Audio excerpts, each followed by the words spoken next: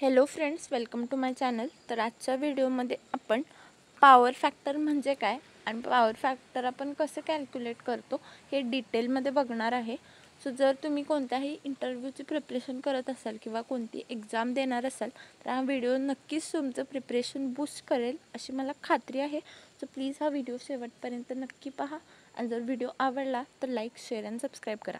चला तर मग व्हिडिओला स्टार्ट करूया. ओके, सगळ्यात आधी आपण बघणार आहे व्हॉट इज पॉवर फॅक्टर, म्हणजे पॉवर फॅक्टर काय आहे हे आपण बघणार आहे.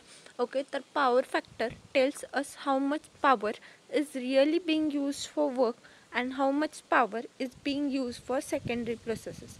ओके, मग पॉवर फॅक्टर हे आपल्याला हे सांगतं की किती पॉवर हे ॲक्च्युली ते काम करण्यासाठी यूज केलं गेलं आहे आणि किती पॉवर हे सेकंडरी प्रोसेसेस किंवा अदर प्रोसेसेससाठी यूज केलं गेलं आहे. ओके, त्यानंतर in an electrical system when we supply electrical power to motor or any other device then we need to know whether power is 100% use. Okay, म्हणजे एखाद्या electrical सिस्टममध्ये जेव्हा आपण पॉवर सप्लाय देतो मोटरला किंवा कोणत्याही अदर डिवाइसला, तेव्हा आपल्याला हे जाणणं गरजेचं आहे की जे आपण पॉवर दिलेलं आहे ते 100% यूज झालेलं आहे आपल्या कामासाठी की कोणत्या अदर सेकंडरी प्रोसेसेससाठी सुद्धा ती पॉवर यूज झाली.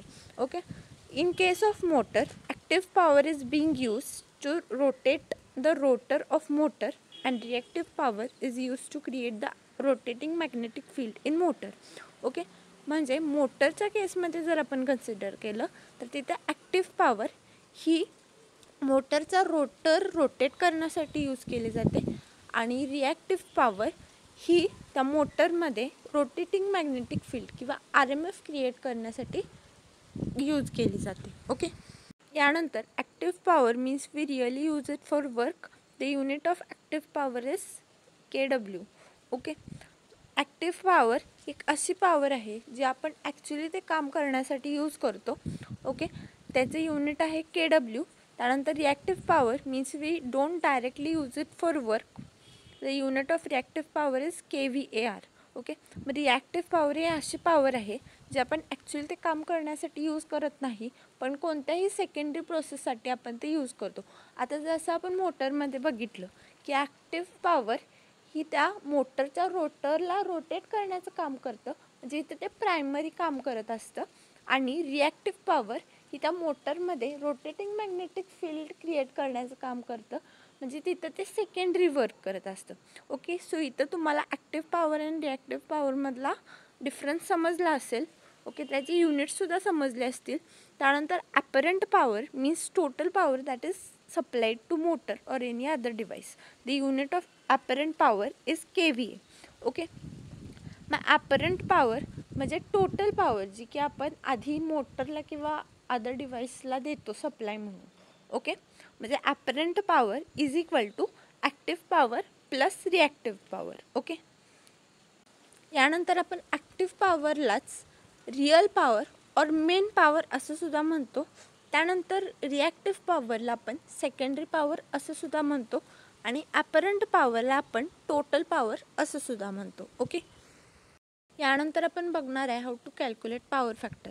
ओके, म्हणजे आता आपण बघणार आहे की पॉवर फॅक्टर आपण कसं कॅल्क्युलेट करायचा जर आपल्याला इंडस्ट्रीज आणि रेसिडेन्शियल यूजमधला पॉवर फॅक्टर पाहिजे असेल तर. ओके, तर to know how much power is being really use for work and how much power is being use for secondary processes we need to know its power factor. Okay, म्हणजे जर आपल्याला किती power ही actually काम करण्यासाठी use केली गेली आहे आणि किती पॉवर ही सेकंडरी प्रोसेससाठी यूज केली गेली आहे हे जर फाइंड करायचं असेल तर त्यासाठी आपल्याला पॉवर फॅक्टर माहीत असणं गरजेचं आहे. Okay, we can know this by using energy meter.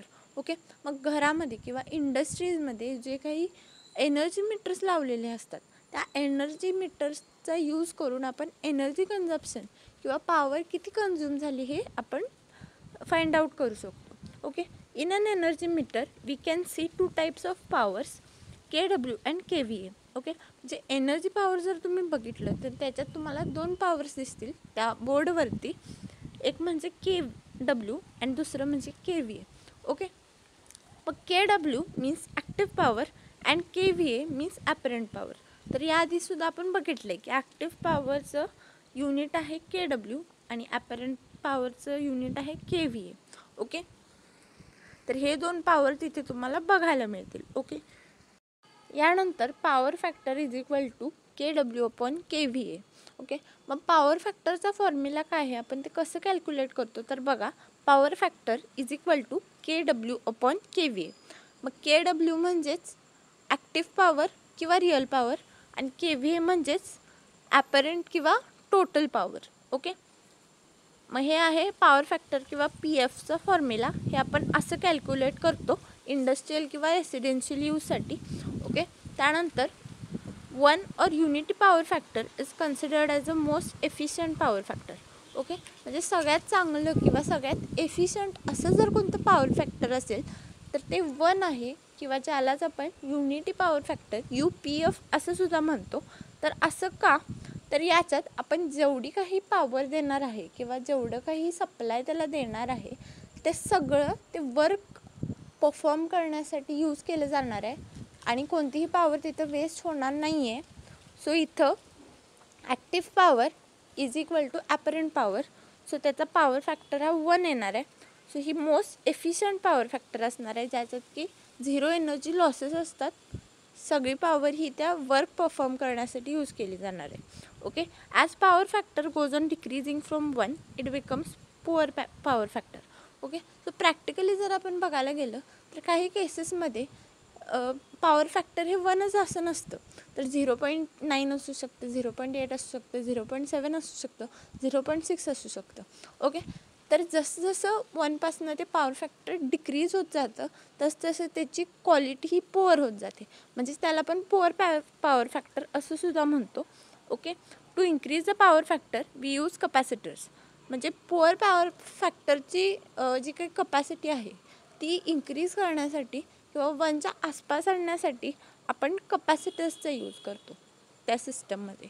Okay, subscribe my channel for more videos. Thank you.